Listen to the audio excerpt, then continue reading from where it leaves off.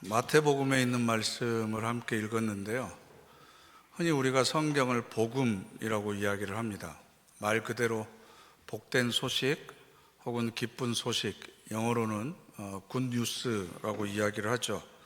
그런데 이렇게 스스로에게 질문 한번 해보세요. 여러분들은 복음서를 읽을 때 과연 기쁜 소식으로 이게 들려오는지, 복음서의 말씀을 읽을 때 내 안에 기쁨이 솟아나는지. 어떤 분들은 기쁘다고 이야기를 합니다. 그래서 제가 물어봤습니다. 무엇이 당신을 그렇게 기쁘게 합니까? 대부분 이렇게 대답을 하죠. 주님께서 십자가의 피로 나를 구원하셨기 때문에 나는 기쁩니다. 물론 구원을 받았다면 당연히 기쁜 일이겠죠. 그런데 나 대신에 다른 사람이 죽어서 내가 구원을 얻었다는 사실이 나를 기쁘게 한다? 오히려 슬퍼야 정상이 아닌가요? 33살의 청년이 나를 대신해서 죽은 사건 때문에 내가 구원을 얻었다. 내가 다른 사람의 생명의 희생을 통해서 살게 되었다. 이것은 평생 동안 기뻐할 일이 아니라 책임감을 느끼고 자책해야 될 일이 아닐까요? 가끔 뉴스를 보면 물에 빠진 사람을 구하기 위해서 몸을 던졌다가 빠진 사람은 구했지만 그 사람은 살지 못하는 경우가 종종 있습니다. 그럼 그때 살아난 사람이 나는 기쁘다라고 얘기할 수 있겠습니까? 오히려 자기를 대신해서 희생한 사람을 평생 생각하면서 자책하면서 오히려 책임감 있는 삶을 살아야 그게 오히려 정상적인 거죠. 초대교회는 바로 이 자책에서부터 시작되었습니다. 예수님께서 십자가에 달려서 돌아가신 후에 제자들은 예수님을 따르는 잔당들로 분류돼서 잡힐까봐 두려워서 몸을 숨기기도 했지만 한편으로는 예수님을 배신하고 십자가의 자리까지 끝까지 함께하지 못했다라고 하는 자책감 때문에 몸을 숨겼습니다. 이 배반으로 괴로워하고 있는 그 자리에, 그렇게 자책으로 기도하고 있는 그 자리에 오순절 성령 강림 사건이 임했던 겁니다. 그리고 나서 마가의 다락방을 나와서 많은 사람들에게 예수가 그리스도다라고 하는 것을 전하기 시작합니다. 베드로가 사도행전 2장 36절에서 이렇게 설교를 합니다. 그런즉 이스라엘 온 지부는 확실히 알지니 너희가 십자가에 못 박은 이 예수를 하나님이 주와 그리스도가 되게 하셨느니라. 예수가 바로 주이시다, 그리스도다, 메시아다, 예수가 바로 구원자다라는 소식을 알려주는데 전제 조건이 뭐죠? 너희가 바로 십자가에 못 박아 죽였다라는 겁니다. 이 소식을 듣고 이스라엘 사람들이 기뻐했을까요? 예수가 죽어서 내가 살았으니까 정말 기쁘다라고 얘기했을까요? 27절을 보면 그들이 이 말을 듣고 마음에 찔려 자책했습니다. 그리고 나서 사도들에게 형제들아, 우리가 어떻게 했으면 좋겠느냐, 우리가 어찌할꼬 라고 괴로워했습니다. 구원을 받았다라고 하는 기쁨보다는 오히려 내 죄가 예수 그리스도를 십자가에 못 박히게 했다라고 하는 자책감이 훨씬 더 그들에게는 컸습니다. 마찬가지로 우리의 구원이라고 하는 것도 내 노력이나 내 업적에 의해서 그런 것이 아니고 예수 그리스도의 십자가의 죽음 때문에 나에게 선물로 주어진 것이라고 한다면 이 구원은 나에게 기쁨이라기보다는 나를 위해서 대신 죽으신 예수 그리스도의 십자가를 묵상하면서 자책과 책임감 있는 삶을 살기 위해서 노력해야 됩니다. 또 어떤 분들은 성경에 기록된 말씀이 마음의 위로와 평안을 준다라고 이야기하기도 합니다. 그런데 누가복음 6장 20절 말씀을 보면 너희 가난한 자는 복이 있나니 하나님 나라가 너희 것이며, 마태복음은 심령이, 마음이 가난한 자라고 이야기했는데 누가복음은 직설적으로 가난한 자가 복이 있다, 가난한 자가 행복하다라고 이야기를 합니다. 그럼 이 말씀을 읽는 여러분들은 마음속에 기쁨이 솟으십니까? 이 말씀은 가난한 사람도 듣기 싫은 말씀이고 부자도 듣기 싫은 말씀이죠. 가난한 게 정말 복이라고 생각하면 여러분들 가지고 있는 것 전부 다 팔아서 다른 사람에게 나눠주고 그 가난을 누려야 되지 않습니까? 그런데 적어도 제가 목회하는 동안에는 그렇게 하는 분을 한 번도 보지를 못했습니다. 오히려 성경에 기록되어 있는, 특히 사복음서에 기록되어 있는 예수님의 말씀은 굉장히 우리에게는 거침돌이 됩니다. 장애물이 됩니다. 기쁨과 평안과 위로를 주기보다는 갈등을 주고 근심을 안기게 됩니다. 오늘 우리가 함께 읽은 본문에 등장하는 이 청년도 마찬가지인데요. 예수님께서 21절에 네가 가지고 있는 재산을 모두 팔아서 나눠주고 나를 따라오라 그랬더니 이 청년이 근심하면서 떠나갔습니다. 이게 바로 우리의 마음이 아닐까요? 성경에 기록된 말씀 앞에 진실하게 자기 자신을 직면해 본 사람이라고 한다면 근심하는 것이 정상이죠. 거기에서부터 사실은 우리의 믿음이 출발하는 겁니다. 그래서 그리스도인들은 정직한 근심을 하는 사람들, 거룩한 근심을 하는 사람들이 바로 저와 여러분들입니다. 말씀을 읽을 때마다 나를 향하신 하나님의 기대와 요구와 바람이 이 정도구나. 근데 현재 내 삶의 모습은 이런 거구나. 이 차이와 간격, 이 괴리를 깨닫고 괴로워하고 어떻게 하면 이 간격을 메울 수 있을까 걱정하고 근심해야 되는 게 저와 여러분들이죠. 때로는 하나님의 뜻이 무엇인지 알지만 내 욕심과 이기심 때문에 혹은 현실의 삶을 핑계로 해서 따르지 못하는 갈등, 이 고민들을 우리 모두가 다 안고 살아갑니다.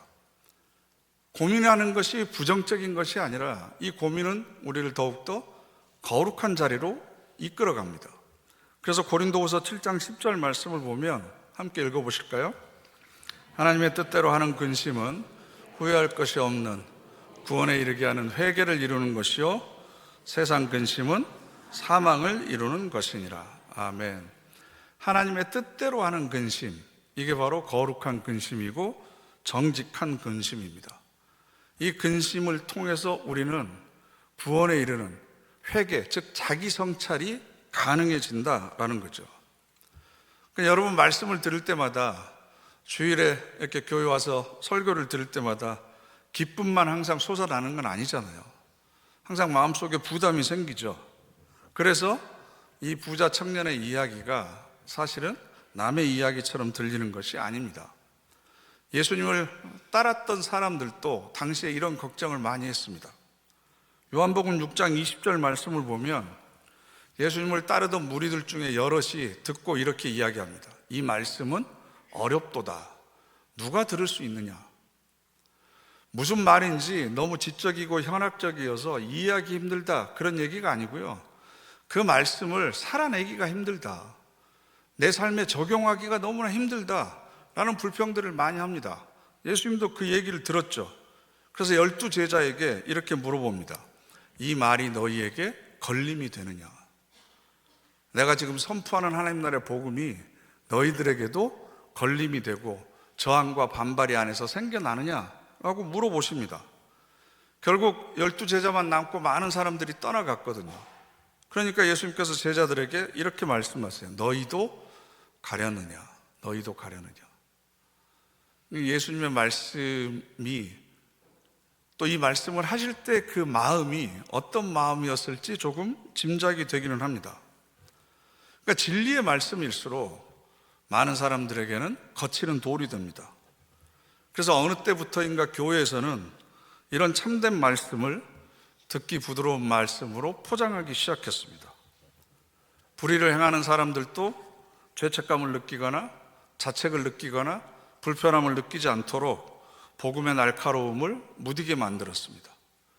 예각을 둔각으로 바꿔버렸습니다. 그 결과 성도들의 신앙이 다른 사람들의 보기에 믿을 만한, 존경을 받을 만한 삶을 살지 못하고 있고 교회도 예언자적인 소명을 잃어버렸습니다. 시대를 향해서 하나님 나라의 복음을 선포하지 못하고 개인의 전인적인 변화를 위한 날카로운 말씀을 선포하지 못하고 그저 두리뭉실하게 감정을 자극하는 진통제와 같은 역할에 그쳐버리는 것이 요즘 시대의 설교가 아닌가라는 자괴감이 들 때가 있습니다. 여러분들이 가끔 저에게 목사님 오늘 설교 은혜 받았습니다 라는 얘기를 해주실 때도 있지만 제 스스로 찔려서 듣기 좋은 얘기를 해줘서 듣고 싶은 말을 들어서 저런 반응을 보이는구나 라고 생각할 때도 있습니다. 나는 과연 말씀을 어떤 태도로 받아들이고 그 말씀 앞에 어떻게 반응하고 있는가? 이 부자 청년은 근심하면서 떠나갑니다. 나중에 이 청년이 근심한 끝에 결단해가지고 자기 재산을 가난한 사람들에게 나눠주고 다시 예수님을 따라왔다. 저는 개인적으로 그랬으면 좋겠어요. 근데 그랬다는 이야기는 없습니다. 반대로 그냥 그대로 근심 조금 하다가 살았을 수도 있습니다. 이 이야기는 단지 부자 청년의 이야기가 아니라 바로 이 시간 저와 여러분들의 문제입니다. 오늘 또 선포된 말씀을 나는 어떻게 반응하고 어떻게 받아들일 것인가? 때로는 마음속에 반발이 생기고 부담감이 생기고 저항이 생기기도 하는데 이걸 어떻게 내가 수용하고 받아들여야 될 것인가? 라는 거죠. 근데 오늘 이 본문에서 우리가 주목해야 될 것은 흔히 우리가 부자 청년의 이야기로 알고 있는 이 성경을 자세히 보면요, 16절에는 어떤 사람이라고 시작합니다. 어떤 사람이 예수께 왔습니다. 그리고 20절에 가서야 이 사람을 청년이라고 이야기합니다. 그리고 22절에 가서야 부자라고 이야기를 합니다. 16절에서는 어떤 사람이라고 그랬는데 20절에는 청년이라고 그러다가 22절에는 부자라고 이야기를 합니다. 사실 부자 청년의 이야기로 우리가 알고 있기 때문에 이 말씀에 감정이입이 잘 안 되고 나를 향한 말씀으로 잘 들려오지 않는 거예요. 왜냐하면 여기 앉아 계신 여러분 대부분이 청년이 아니잖아요. 부자도 아니잖아요.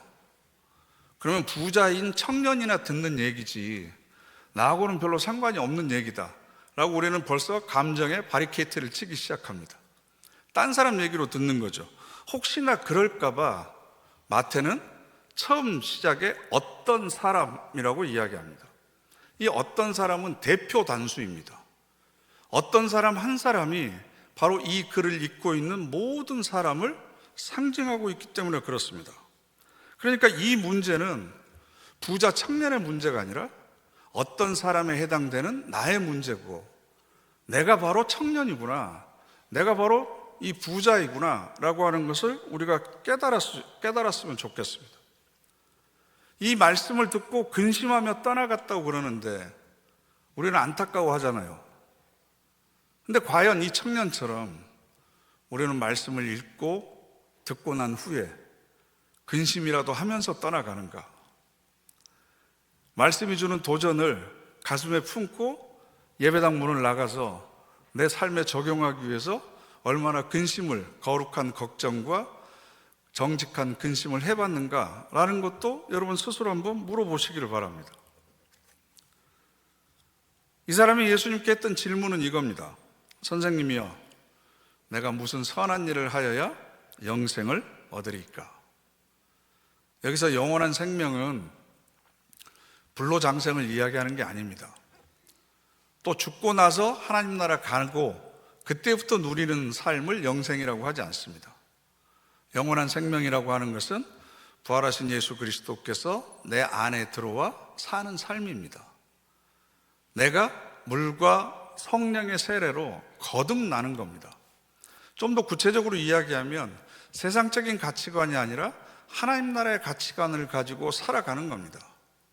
내 뜻과 내 계획대로 살아가는 삶이 아니라 하나님의 뜻과 하나님의 계획이 내 삶에서 온전히 실현되고 이루어지면 내 삶이 바로 하나님 나라고 내 생애가 바로 영원한 생명을 누리는 겁니다. 이걸 21절에서는 예수님께서는 온전한 삶이라고 다른 말로 표현을 하셨는데요. 이 어떤 사람은 굉장히 중요한 본질적인 질문을 하고 있는 거예요. 어떻게 해야만 영원한 생명을 누릴 수 있습니까? 어떻게 해야만 지금 이 순간에 하나님과 함께하는 삶을 내가 살아갈 수 있습니까? 그런데 여러분, 질문에 있어서 내용보다 질문하는 사람의 의도가 더 중요할 때가 많이 있습니다. 정말로 몰라서 호기심을 가지고 하는 질문인지 아니면 자기를 드러내고 증명하고 싶어하는 질문인지. 그런데 예수님께서는 그 의도를 알고 계셨죠. 그래서 17절에 어찌하여 선한 일을 내게 묻느냐? 너도 알고 있지 않느냐? 선한 일이 뭔지 알고 있으면서 뭐하러 그걸 나에게 물어보느냐? 그러면서 네가 생명에 들어가려면 이것들을 지켜라. 어느 계명입니까? 라고 물어봅니다. 그랬더니 예수님께서 10계명을 중심으로 해서 지켜야 될 계명들을 쭉 얘기를 하시죠. 그랬더니 기다렸다는 듯이 20절에 이 모든 것을 내가 지켰사온데 아직도 무엇이 부족하니까? 이 어떤 사람은요, 정말로 영생을 살고 싶어하는 간절한 마음에서 질문을 한 게 아닙니다. 나는 다 율법을 지켰습니다. 내가 선한 사람입니다. 나는 부족한 게 없습니다. 결국 나 같은 정도는 돼야 영원한 생명을 누릴 수 있습니다 라고 하는 것을 예수라고 하는 랍비로부터 지금 확인받고 싶었던 겁니다. 그런데 이 대화의 내용을 깊이 보면요, 참 재밌는 게 있습니다. 분명히 선한 일이 무엇이냐고 물어봤는데 17절에 예수님께서 뭐라고 대답을 하시냐 그러면요, 함께 읽어보실까요? 선한 이는, 선한 이는, 즉 선한 분은 오직 한 분이시다. 선한 일이 무엇입니까? 어떤 선한 일을 해야 제가 영생에 들어갈 수 있습니까? 그랬더니 예수님께서는 선한 일이 아니라 선한 분은 오직 하나님 한 분이시다. 행위에 대한 질문을 했는데 예수님께서는 존재, 본질, 그 가장 중요한 근원에 관해서 이야기하고 있는 겁니다. 즉 율법을 지키는 선한 일이 중요한 것이 아니라 그 선한 행위를 하는 그 사람의 존재적인 본질이 더 중요하다. 행위가 중요한 것이 아니라 그 행위를 가능하게 했던 의도, 심성, 성품이 더 중요하다. 무슨 일을 하느냐가 중요한 게 아니라 누가 더 하는 것이 더 중요하다. 율법의 모든 계명을 지킨다고 그 사람이 영원한 생명을 얻을 수 있을 만큼 선한 사람이 되는 것이 아니다. 선한 일을 어떤 마음으로 했느냐, 그 본질이 더 중요하다라는 거죠. 여러분, 선한 일을 하면 내가 선한 사람이 되나요? 물론 나쁜 일을 하는 것보다는 훨씬 더 도움이 되겠죠. 만일 내가 선한 일을 하는 것, 율법을 지키는 것이 영생을 보상으로 얻기 위한 동기나 마음에서 하는 일이라고 하면 그 일이 선한 일이라고 할 수 있겠습니까? 그러니까 예수님께서는 네가 했던 선한 일이 중요한 게 아니라 무엇인가를 얻으려고 했던 그 마음, 그 본질이 더 중요하다라는 겁니다. 교회에서 무슨 사역을 맡게 되면 처음에는 은혜에 대한 기쁨과 감격 때문에 부족하지만 감당하겠습니다 라고 자원을 합니다. 그런데 시간이 지나면 찬양대를 하던 주방 봉사를 하던 무엇을 하던 습관이 되죠. 나중에는 짐이 됩니다. 나중에는 고역이 됩니다.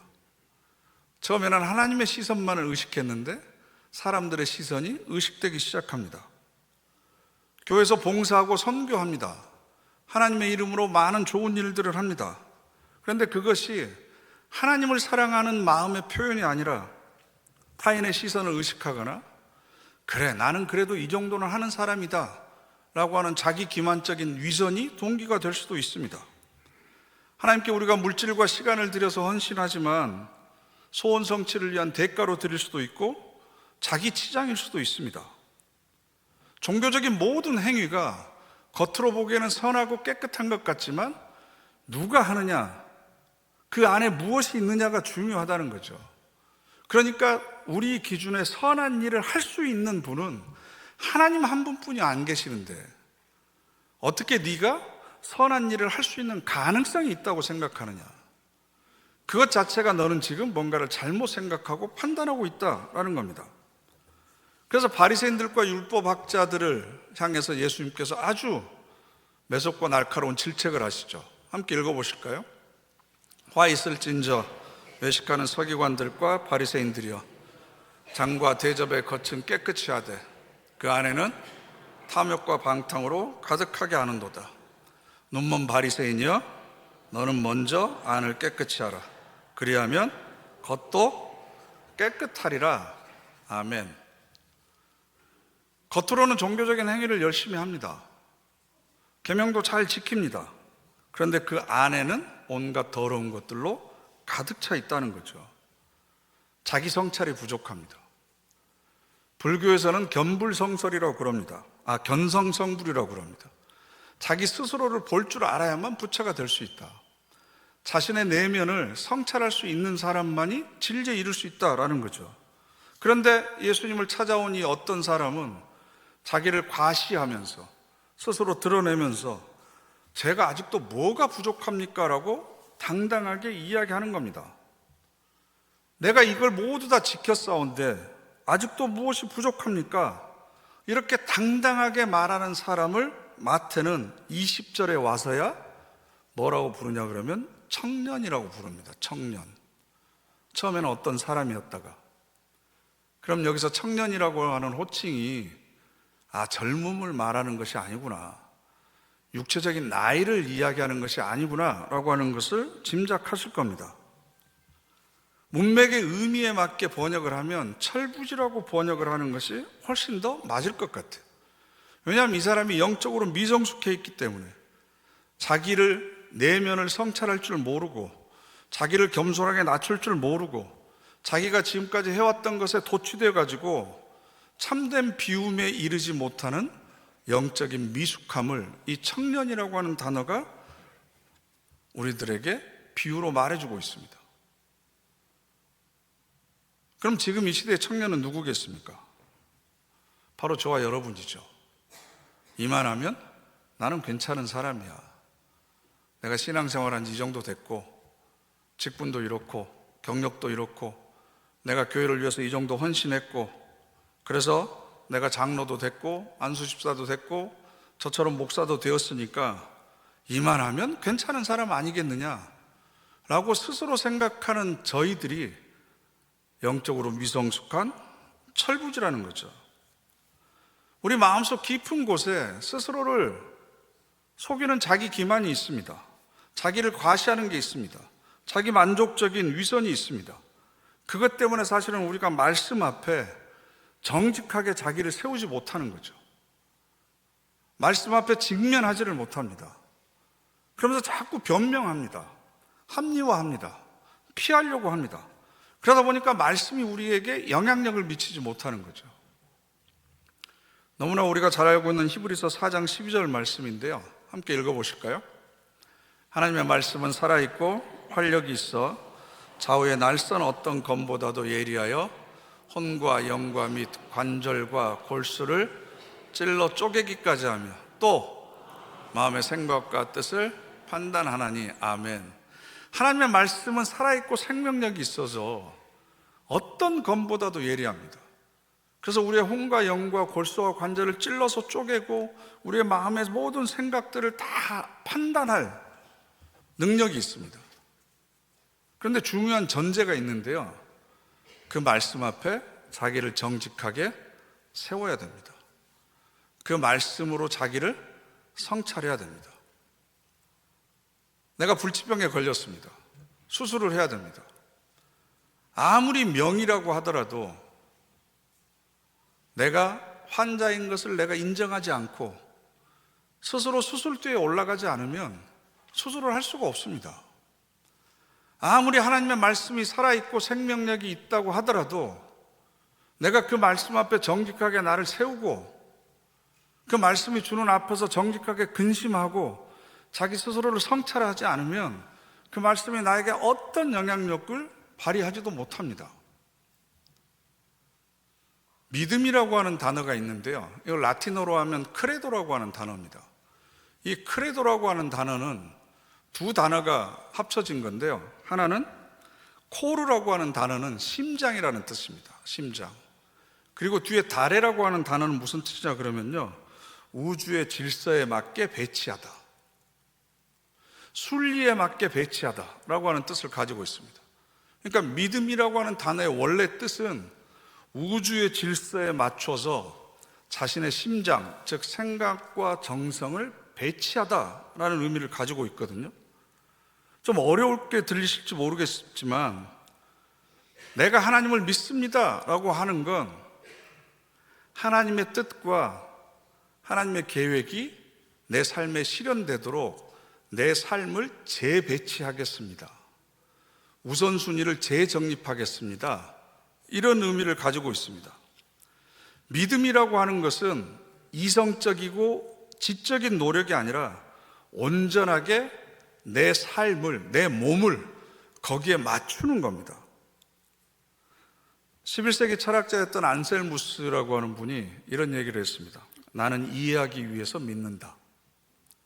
어떻게 생각하세요? 나는 이해하기 위해서 믿는다. 흔히 보통 신앙생활 얼마 하지 않은 분들이 그런 얘기 하잖아요. 목사님, 저는 성경 말씀이 도무지 이해가 안 돼요. 설득이 안 돼요. 그런 여러분들 자주 들으셨던 말이 뭐였죠? 이해하려고 하지 말고 믿어라. 믿고 나면 이해가 된다. 그런 얘기 많이 들어보셨죠? 말도 안 되는 얘기거든요. 근데 말로는 맞아요. 왜냐하면 여기서 믿음이라고 하는 것이 뭔지를 잘못 알고 있어요. 믿음은 무조건 믿는 맹신이 아닙니다. 믿음이라고 하는 것은 진리가 내 삶에 흘러 들어올수록 오기 위해서 내 삶을 재배치하는 거예요. 내 삶의 우선순위를 정하는 거예요. 아무리 진리가 선포되고 진리가 내 가까이 있다고 하더라도 그 진리를 받아들일 수 있는 내 몸, 내 삶, 이것이 재배열되어 있지 않으면 진리는 나와 아무런 상관이 없습니다.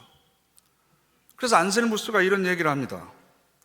내가 나 자신의 삶에 대한 깊은 통찰을 통해 우선순위를 매기고 그렇게 산다면, 이게 바로 믿는다면 언젠가는 신을 이해할 것입니다. 나는 가만히 있고 하던 대로 계속 살고 그러면 성령께서 갑자기 나에게 진리를 깨우쳐 주시겠지. 그게 아니고 진리를 이해하기 위한 몸의 준비, 삶의 준비를 해야 된다. 교리나 진리를, 성경에서 말하는 교리나 말씀을 달달달 외우는 그런 믿음이 아니고 내 삶의 우선순위를 재배치하려고 하는 노력이 있어야만 하나님 나라의 진리와 영원한 생명이 무엇인지 그때 가서 조금씩 이해가 되기 시작한다라는 뜻이에요. 그러니까 예수님께서 네가 가지고 있는 재산을 팔아가지고 가난한 사람들에게 나눠주고 그 다음에 나를 따라오라 라고 하는 이 말씀을 풀어서 이야기하면 영원한 생명을 누리고 싶으냐, 하나님의 진리가 무엇인지 이해하고 깨닫고 싶으냐, 그러면 먼저 삶의 우선순위를 재배치해라. 하던 거 계속하고 살던 거 계속 살면서 진리가 어느 날 나에게 찾아올 것이라고, 영원한 생명을 어느 날 내가 깨달을 것이라고 생각하지 말아라. 너 삶의 근본적인 우선순위가 재편되지 않으면 영원한 생명은 그저 지식에 그칠 뿐이지 영원한 생명을 네가 누릴 수 있는 삶이 되지 않는다. 그러니까 이 청년이 근심하면서 떠나갔던 겁니다. 오늘 이 말씀을 여러분들은 어떻게 받아들이시겠습니까? 이 말씀의 진리가 온전히 내 삶에서 드러나기 위해서는 설교 10번, 100번 듣는다고 되는 것이 아니고 기도 100시간 한다고 되는 게 아니라 내 삶의 우선순위를 재배치해야 됩니다. 내가 팔아버릴 것, 끊어버릴 것, 나눠야 될 것, 단절해야 될 것이 무엇인지 진리를 온전히 수용하기 위한 내 삶의 존재 조건을 먼저 근본적으로 바꾸지 않는 한 우리의 믿음 생활은 계속해서 다람쥐 쳇바퀴 돌듯이 그 자리에 머무를 것이고, 그렇게 변화되지 않는 삶은 여전히 영향력을 끼치지 못하는, 그래서 말씀 앞에서 끊임없이 사는 동안 자기 자신을 정직하게 세우지 못하고 회피하고 도망치고 무시하고 그러면서 거룩하고 정직한 근심 한번 해보지 못하는, 구원에 이르는 회개가 무엇인지를 경험해보지 못하는, 그래서 이 어떤 사람으로 불리우는 이 청년의 나중의 삶이 성경에 기록되지 않는 건 아닐까? 과연 우리들의 삶은 하나님의 생명책에 어떤 삶으로 기록될 것인가? 거룩한 근심을 가지고 이 예배당 문을 나서시고 여러분들의 삶을 통해서 응답하는 은혜를 누리시기를 간절히 바랍니다.